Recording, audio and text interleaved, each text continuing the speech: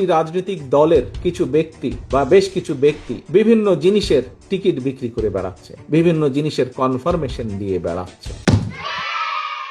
আমরা ধানের শীষে ভোট দিলে আমরা জান্নাত পাবো, এটা আমরা বলতে পারি। সেই প্রেসিডেন্ট উত্তরসূরি তারেক রহমান, তার নাম উচ্চারণ করতে হলে উঁচু করে করবেন। শহীদ রাষ্ট্রপতি জিয়া রহমানের নাম নিলে প্রতিদিন ব্যস্ত নিশ্চিত। বেগম খালেদা জিয়া যার নাম উচ্চারণ করলে মুখটা পবিত্র হয়ে যায়। রহমানের হাতে গড়া দল তাদের শীষে ভোট দিলে আপনারা অবশ্যই জান্নাতুল ফেরদৌস আশা করতে পারেন।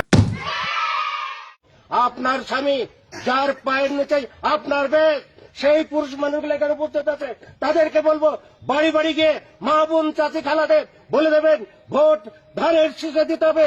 যদি ধানের শীষে ভোট না দেন, এই মহিলাদেরকে বলছি আপনারা জান্নাত পাবেন না।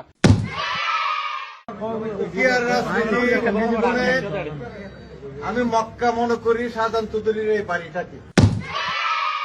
যারা পাল্লা মার্কে ভোট দিবে বরং এরা দুযোগে যাওয়ার সম্ভাবনা বেশি। বিভিন্ন বাড়িতে যাইয়া আমাদের ধানের শীষের পক্ষে কথা বলবে।